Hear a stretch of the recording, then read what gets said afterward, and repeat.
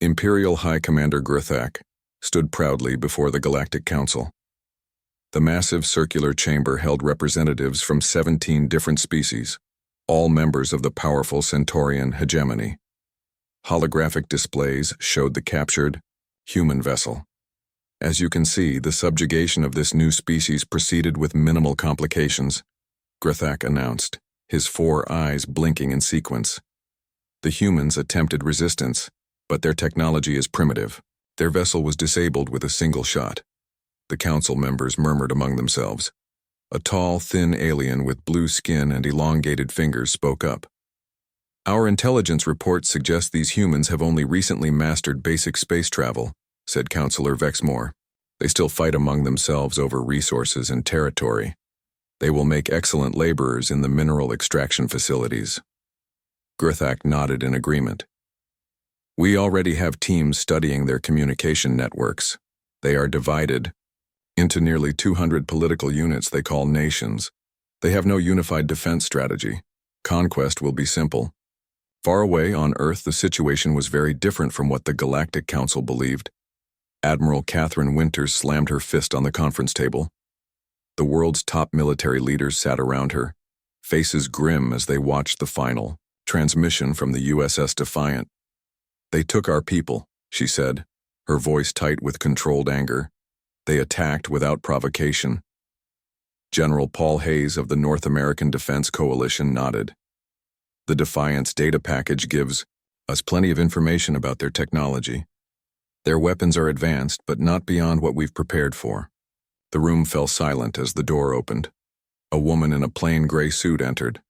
Everyone stood immediately. Madam President, Admiral Winters said with a nod. President Diana Reeves took her seat at the head of the table. I've spoken with the Security Council. All nations have voted unanimously. The Phoenix Protocol is now active. Those simple words changed everything. For 50 years, Earth had maintained a careful facade.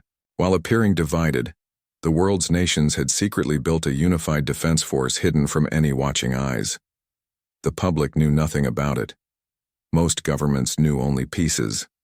But now, the full might of humanity's hidden military would be revealed. Launch status?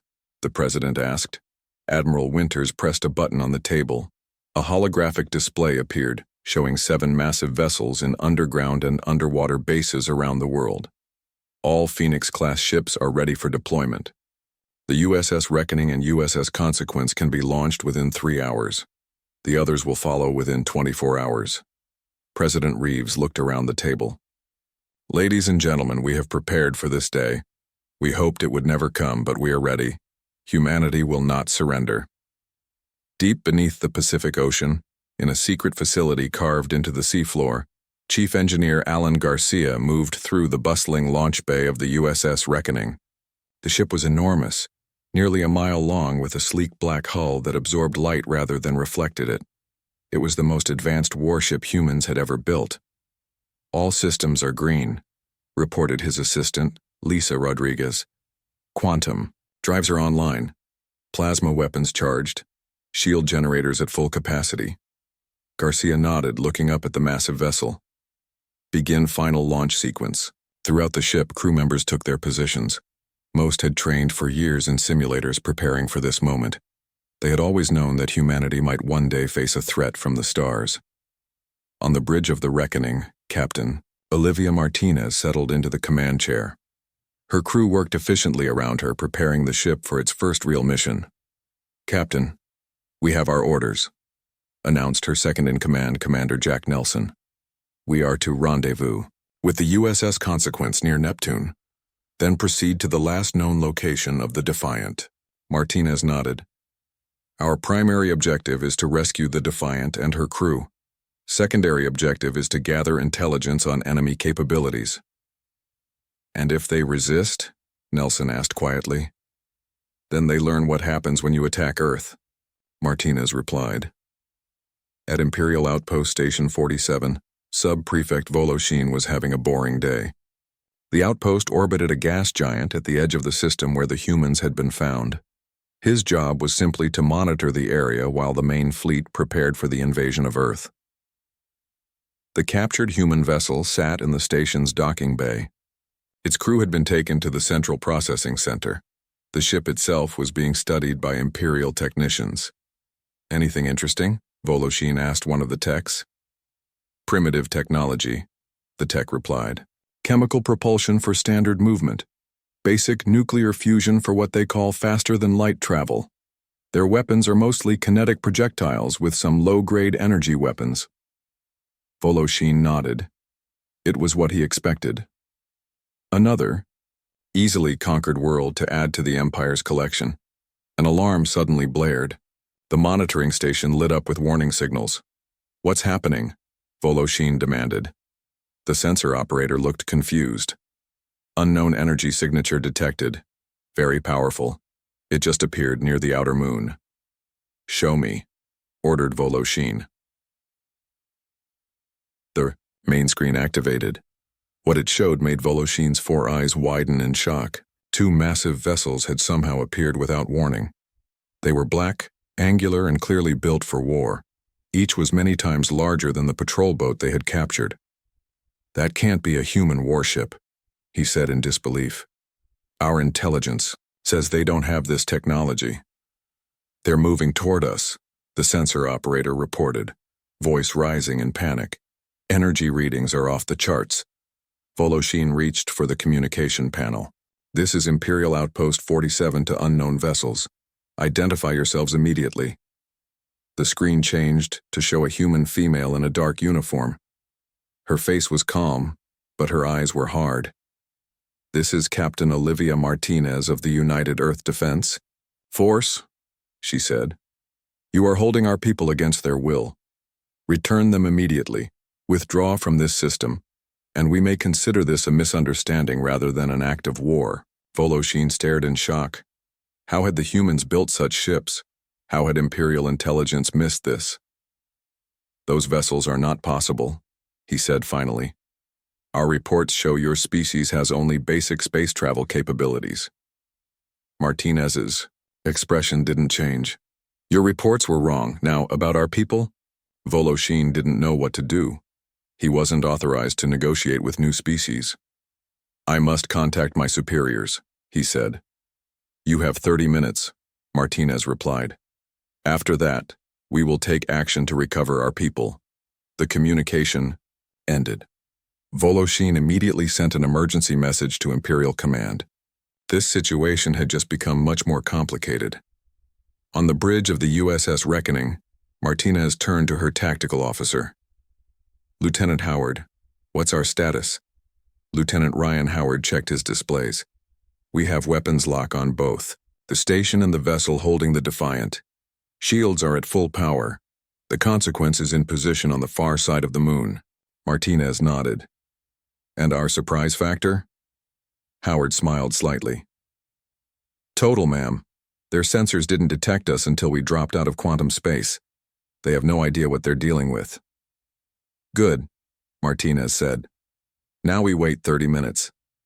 Then we show them exactly what happens when someone attacks Earth." The countdown had begun. The Galactic Empire was about to learn they had made a terrible mistake. Commander Evan Porter stared at the main screen of the USS Defiant. His eyes were fixed on the massive alien ship that had appeared near Saturn's rings just 30 minutes ago. The ship was unlike anything he had ever seen before, sleek, with glowing blue lines across its silver hull. It was at least 5 times larger than the Defiant. "Are they responding to our hails yet, Lieutenant Wells?" Porter asked, his voice calm despite the situation. Lieutenant Samantha Wells shook her head. Her fingers moved quickly across her communication panel. "Nothing yet, Commander, but they're scanning us.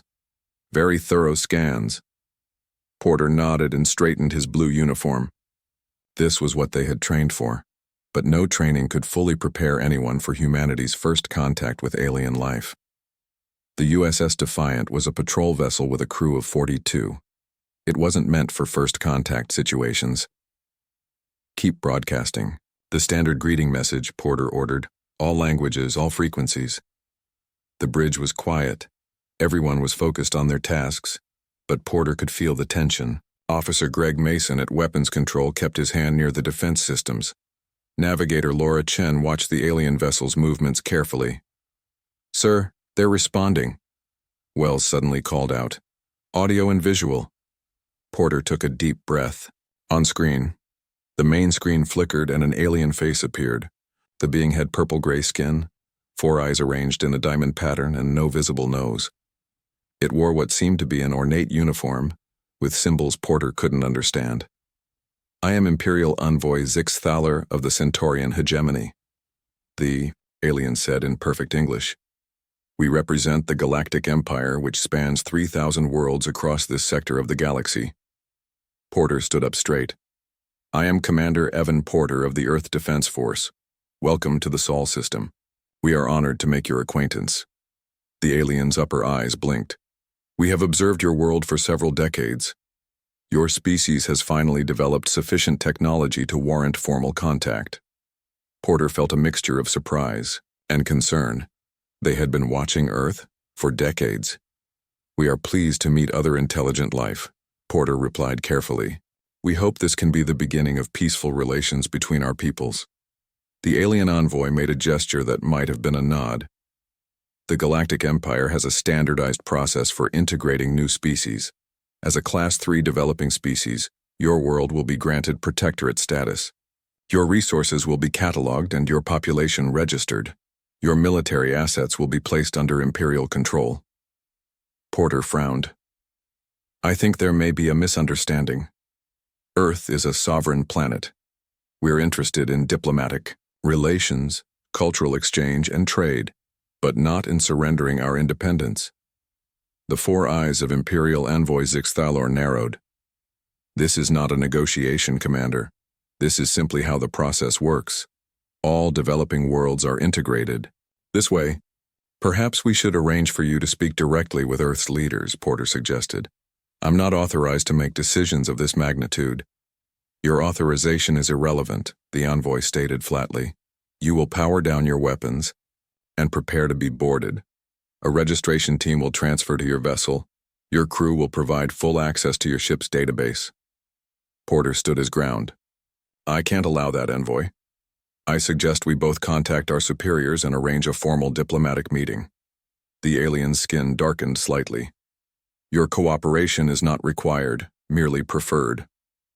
The screen went black. "They've cut communication." Wells reported, her voice rising with alarm. "Shields up! Battle stations!" Porter commanded immediately. The warning sirens blared throughout the ship. The crew moved with practiced efficiency. "They're charging weapons," Officer Mason called out. Porter gripped the arms of his command chair. "Evasive maneuvers. Send an emergency signal to Earth Command." The Defiant lurched as the engines pushed it into a defensive pattern. But they were too late. A bright purple beam shot from the alien vessel. It struck the Defiant's engines. The ship shuddered violently. Several control panels sparked and exploded. "Direct hit to our propulsion system," Engineer Frank Diaz shouted over the comm system.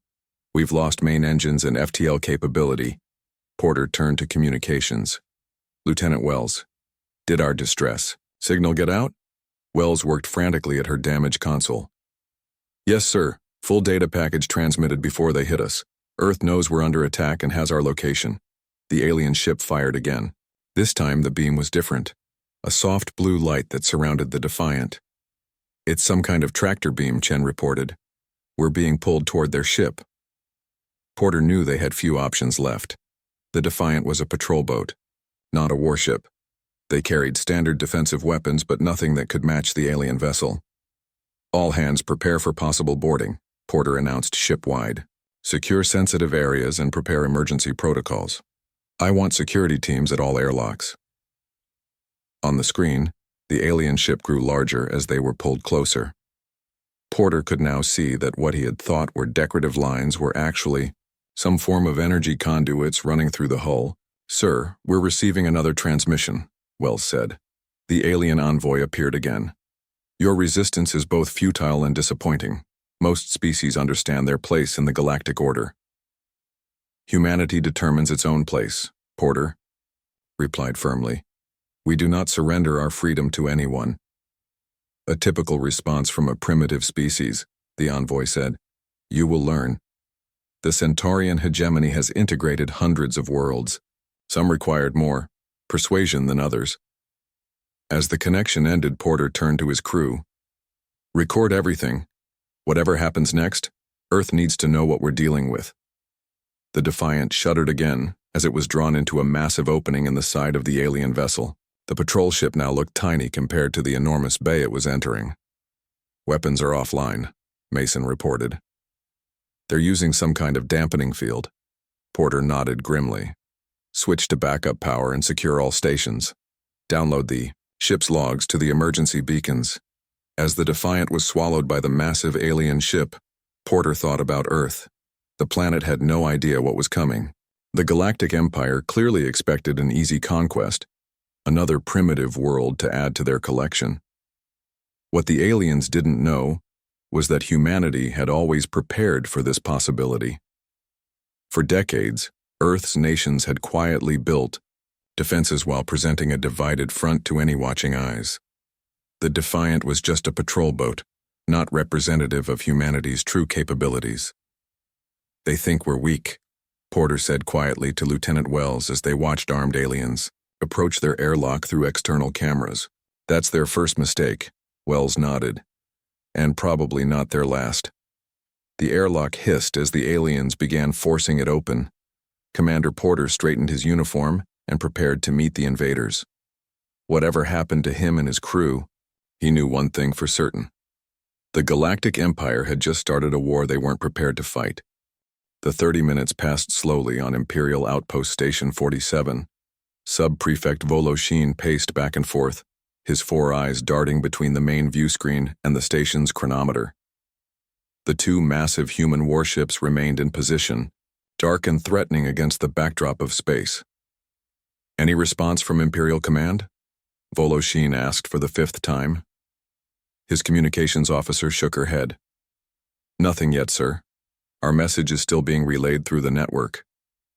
Voloshin hissed in frustration. The Empire was vast, and even with their advanced communication technology, messages to the Central Command could take time. Time they apparently didn't have. The main screen suddenly came to life. Captain Martinez's face appeared again. Your 30 minutes are up, she said calmly. What is your decision? Voloshin straightened his uniform nervously. I am not authorized to release prisoners without direct orders from my superiors. I have contacted Imperial Command and am awaiting instructions. Martinez's expression didn't change. That's unfortunate. We will now recover our people ourselves. The screen went dark. Alarms immediately blared throughout the station. They're launching smaller craft, the sensor operator shouted. 6 vessels approaching fast. Voloshin moved to the defense console. Activate shields, charge weapons. But before the station's defenses could fully activate, something strange happened. The lights flickered and all the systems briefly went offline before rebooting. What was that? Voloshin demanded. The chief technician looked at her readings, in disbelief. Some kind of directed electromagnetic pulse, but it was selective. It only affected our weapons and shields, not life support or other systems. Outside, the 6 sleek black shuttles from the Reckoning approached rapidly. Each carried a team of Earth's special forces, soldiers trained, specifically for space combat and rescue operations. Inside the station's detention area, Commander Evan Porter and his crew sat in energy cells. They had been questioned repeatedly about Earth's defenses, but had revealed nothing important. Porter looked up as the lights flickered, then smiled slightly. Get ready, he whispered to Lieutenant Wells in the next cell. I think our ride is here. The station shook as the human shuttles docked forcefully at various access points. The Imperial guards looked around in confusion as their weapon systems suddenly powered down. On the USS Reckoning's bridge, Captain Martinez watched the operation unfold on multiple screens. All teams have successfully docked, reported Lieutenant Howard. Our EMP weapons worked perfectly. Their defensive systems are offline, but their life support remains functional. Martinez nodded. Status of the Consequence? In position. Captain, they're keeping their weapons locked on the Imperial vessel that captured the Defiant. Martinez smiled slightly. Good. Now let's see how our boarding teams are doing. Inside the station, the Imperial Guards were learning an important lesson about human combat abilities. The Earth Special Forces moved with practiced precision, using non-lethal sonic weapons that incapacitated the aliens without killing them. Major Steve Collins led Alpha Team through the station corridors. His helmet display showed the location of the Defiant's crew, based on scans that had penetrated the station's walls. Command, this is Alpha Leader, Collins reported. We're approaching the detention area. Minimal resistance so far. When they reached the detention block, they found a dozen Imperial Guards blocking their way. The aliens were tall, their purple-gray skin distinctive in the station's harsh lighting. Stand aside, Collins ordered through his helmet's translation system. We're only here for our people. The lead guard raised a hand device. Return to your vessels immediately or face Imperial justice. Collins sighed. We tried to do this the easy way. He raised his hand, and his team activated their sonic disruptors. The Imperial Guards dropped to the floor, clutching their head. Areas in pain. None were seriously injured, but all were incapacitated. Detention block secured, Collins reported as his team moved past the guards. Beginning extraction of our people. When they reached the cells, Commander Porter was waiting with a smile. Took you long enough, he said, as the energy barrier deactivated. Sorry for the delay, sir, Collins replied. Traffic was terrible. Within 20 minutes, all crew members of the Defiant had been rescued.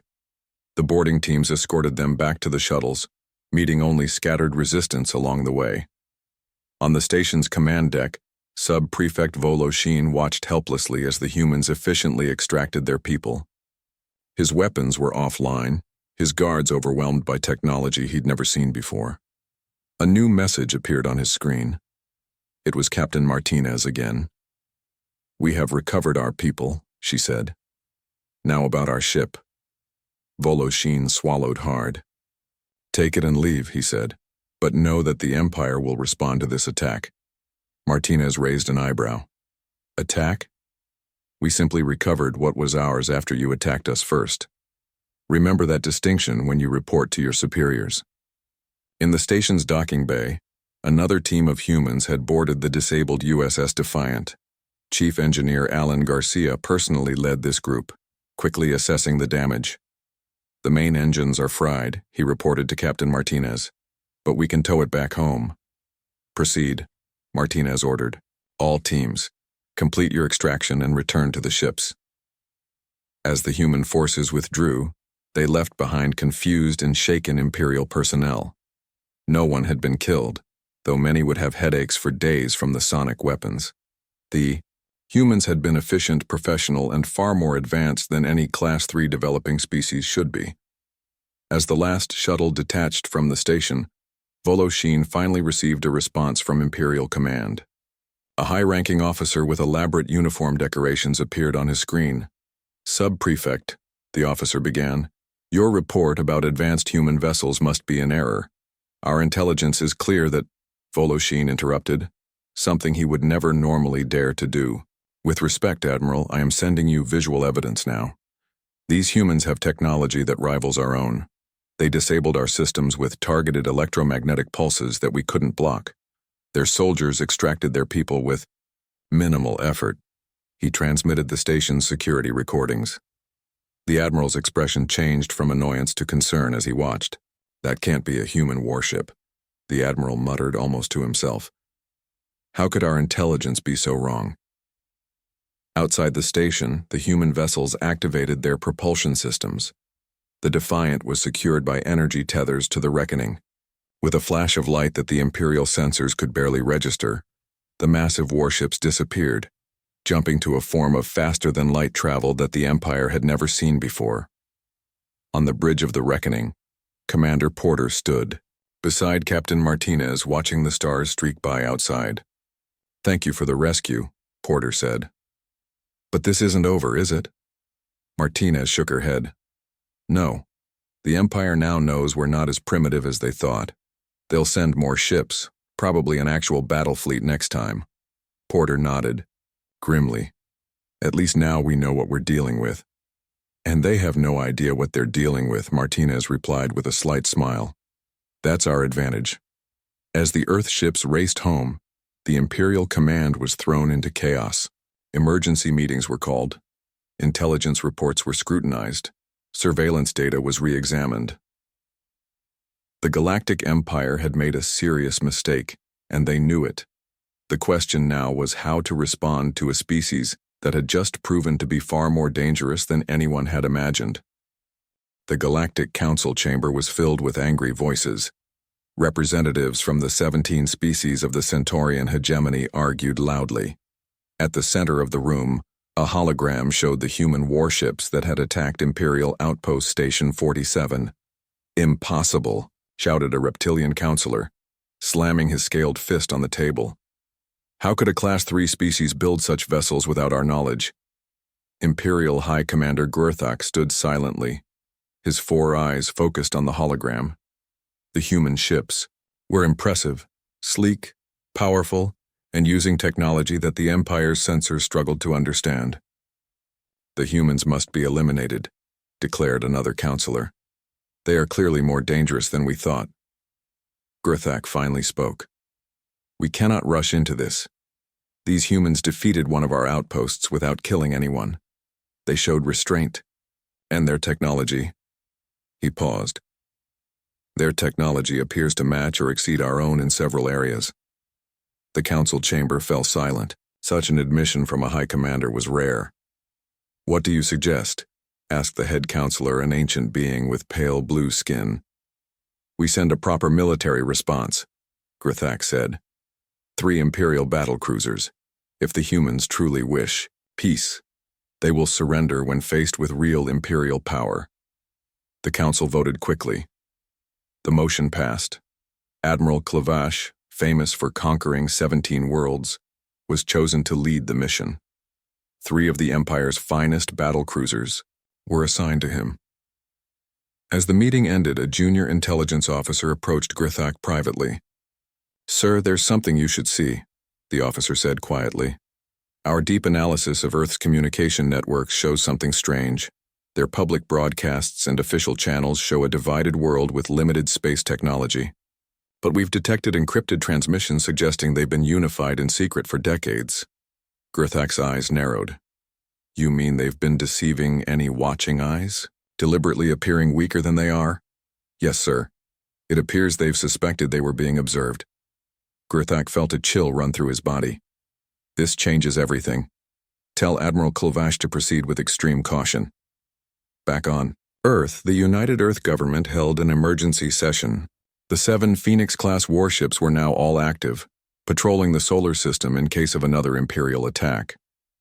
In the briefing room of Earth Defense Headquarters, Commander Porter told his story to the military leadership. His uniform was clean but still showed signs of his ordeal. "They see us as a primitive species to be conquered," Porter explained. "Their empire has done this hundreds of times before. They expect us to surrender without much fight." Admiral Winters nodded grimly. "Well, they've learned we're not as primitive as they thought. The question is, what will they do next?" Dr. Nicole Baker, head of Earth's Xenopsychology Division, stood up. She was a tall woman with short gray hair who had spent years studying potential alien psychology. "Based on our brief interactions with them, the Centaurians value hierarchy and dominance displays," she explained. "They won't back down after being embarrassed. They'll send a stronger force next time, expecting to overwhelm us." President Reeves looked around the table. "Options?" General Hayes spoke first. "We could strike first. Our ships could jump to their outpost and destroy it before they can send reinforcements." Admiral Winters shook her head. "Too aggressive. We don't want a full-scale war if we can avoid it." "I have a suggestion," Dr. Baker said. "We should demonstrate our power clearly but leave them a way to retreat without losing face. Their culture values strength, but also efficiency. If we can show them that conquering Earth would cost too much, they might decide we're not worth the trouble." 3 days later, Earth's long-range sensors detected 3 massive Imperial ships entering the solar system. They were much larger than the diplomatic vessel that had captured the Defiant. Admiral Clavash stood proudly on the bridge of the Imperial destroyer Relentless. At nearly 2 miles long, it was one of the Empire's most powerful warships. Alongside it flew the destroyer, Invincible, and the destroyer Dominion. Initial scans of the system? Clavash asked his sensor officer. We detect 7 large vessels near the 4th planet, Admiral. They appear to be the human warships described in the report. Clavash smiled, showing his sharp teeth. Only 7? This will be quick. Set course to intercept. The Imperial fleet moved forward with confidence. In 17 previous conquests, Admiral Clavash had never failed. These humans would soon learn their place in the Empire. Near Mars, the 7 Phoenix class Earth warships formed a defensive line. Captain Martinez on the Reckoning received her orders from Admiral Winters. Remember, we want to show strength without starting a war we can't finish, Winters told her. Defensive posture only. Let them fire first. Martinez acknowledged the orders and addressed her crew. Battle stations, shields at maximum, weapon, systems ready, but do not fire without my command. The 2 fleets approached each other in the space between Mars and Earth. The Imperial ships were impressive, enormous, bristling with weapons, and clearly built to inspire fear. Admiral Clavash opened communications. This is Admiral Clavash of the Centaurian Hegemony. Your attack on an Imperial outpost is an act of war. Surrender your ships and prepare your planet for Imperial occupation. Captain Martinez responded calmly, her image appearing on the Imperial bridge. This is Captain Olivia Martinez of the United Earth Defense Force. We did not attack your outpost. We recovered our people after you attacked and captured them without provocation. Earth will not surrender. Clavash laughed. Then you will be destroyed. The Empire has conquered hundreds of worlds. Your 7 ships cannot stand against the might of 3 Imperial destroyers. Martinez's expression remained neutral. We prefer peace, Admiral, but we are prepared for war if necessary. Clavash ended the communication with a gesture. Target their lead vessel. Full weapons barrage. The Imperial ships fired simultaneously. Energy beams, plasma torpedoes, and graviton missiles streaked toward the USS Reckoning. On the Reckoning's bridge, Lieutenant Howard watched the incoming fire. Impact in 3, 2, 1. The ship shuddered slightly as the attacks hit its shields. Status lights blinked, then settled back to green. Shield status? Martinez asked calmly. Howard checked his console, then looked up in surprise. Shields. At 96%, Captain. Minimal power drain. Martinez nodded. Now it's our turn. Target their weapon systems only. Precision strikes, non-lethal damage. The Reckoning and the other Earth ships fired. Their weapons were unlike anything the Empire had seen before. Focused beams of energy sliced through the Imperial shields as if they weren't there, hitting exactly the targeted weapon systems with surgical precision. On the Imperial flagship, alarms blared as systems shut down. Impossible, Clavash shouted. How did they penetrate our shield so easily? His weapons officer looked up in shock. Sir, we've lost 60% of our weapon systems. The other destroyers report similar damage. Clavash couldn't believe what was happening. Fire all remaining weapons, destroy them. The Imperial ships fired again, using everything they had left. The Earth vessels took the hits without significant damage. Then the USS Reckoning moved forward alone. It fired a series of precise shots that disabled the propulsion systems on all 3 Imperial destroyers. Captain Martinez opened communications again. Admiral, this conflict is pointless. We've disabled your weapons and engines but left life support and other essential systems intact. We could destroy your vessels completely, but that's not our way. Admiral Clavash stared at the human, captain in shock. In all his years of service, he had never been defeated so easily. Admiral Clavash sat alone in his quarters aboard the disabled Imperial destroyer Relentless. For the first time in his long military career, he had been defeated. Not just defeated, humiliated. The humans had disabled his entire battle group without destroying a single ship or taking a single life. A message alert sounded. It was the Galactic Council requesting an immediate report. Clavash took a deep breath and activated the communication system. The holographic image of the head counselor appeared. "Admiral, explain what happened." "The humans possess technology far beyond what we expected," Clavash said simply. "Their ship's shields absorbed our attacks with minimal power loss. Their weapons penetrated our defenses as if they weren't there." "How is this possible?" demanded the head counselor. "No Class 3 species has ever developed such technology without outside help." Clavash had been asking himself the same question. "I believe we have made a serious error in classification. These humans are not a typical developing species. They appear to have deliberately hidden their true capabilities." The head counselor was silent for a moment. "The council has reached the same conclusion. Our intelligence analysts have discovered something disturbing. The humans have been preparing for extraterrestrial contact, possibly hostile contact, for generations." 6 months later, Commander Evan Porter adjusted his formal uniform as he stood in the Grand Meeting Hall of the United Nations in New York. The room was filled with representatives from Earth's nations and a delegation from the Centaurian hegemony. Porter glanced at Captain Martinez, who stood beside him. "Never thought I'd be here when I took that patrol mission to Saturn," he said quietly. Martinez smiled. "First contact situations are always unpredictable." Admiral Winters approached them. "It's time. The Imperial delegation is ready to sign the treaty." The three of them walked to the large round table at the center of the hall. On one side sat President Reeves and Earth's diplomatic team.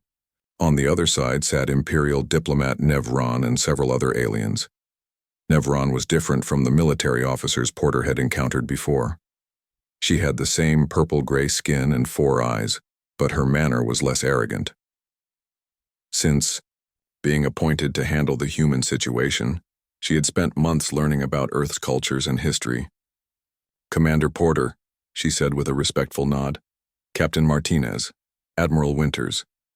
It is good to see you again under more pleasant circumstances." President Reeves stood to address everyone.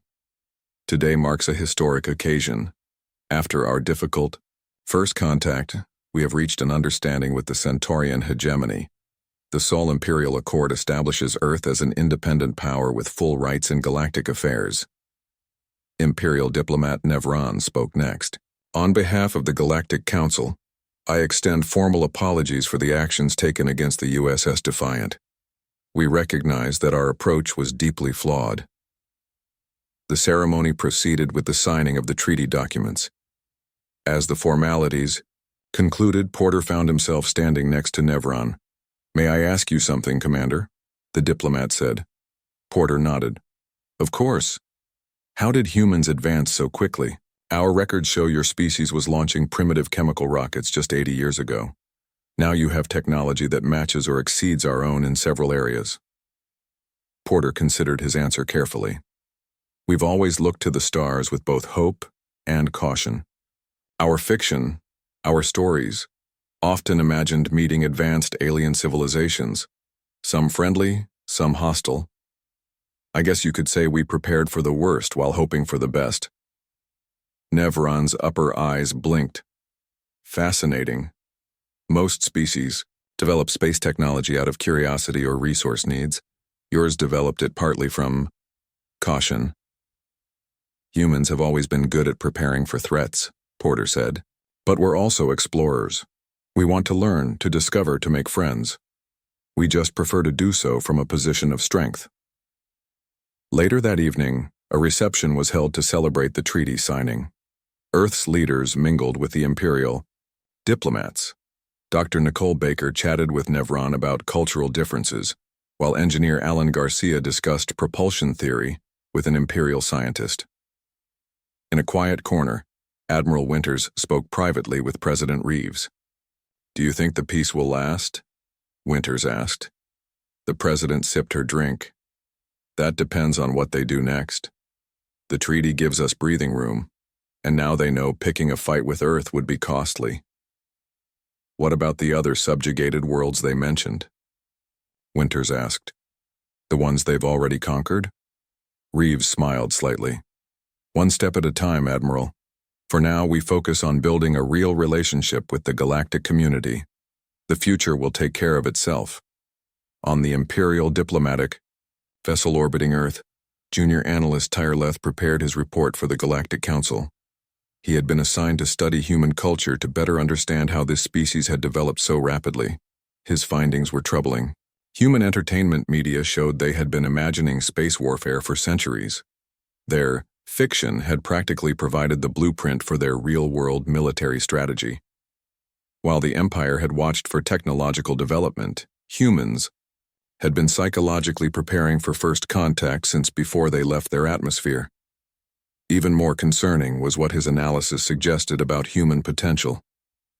Tyreleth's projections indicated that humanity's advancement curve was still accelerating.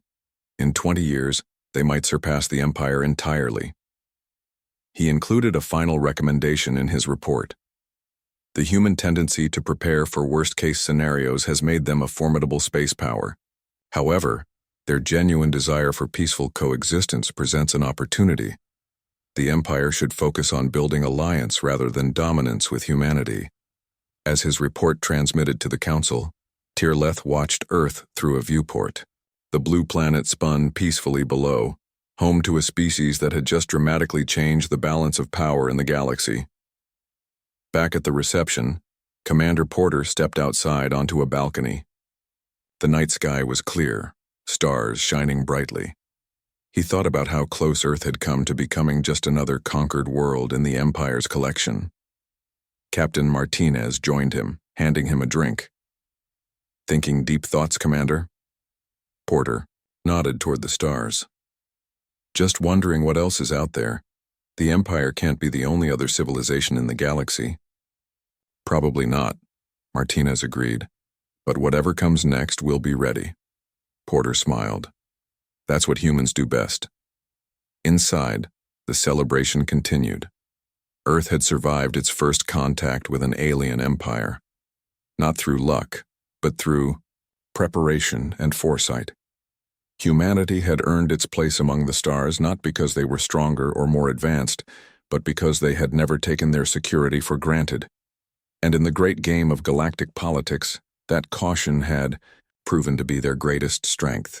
As news of the powerful human warship spread throughout the Empire's territories, other subjugated worlds began to hope. If humans could stand against the Empire, perhaps they weren't as invincible as they claimed. The galaxy was changing. And it had all started because an Imperial envoy had mistaken a human patrol boat for a warship, never suspecting what actual human warships could do.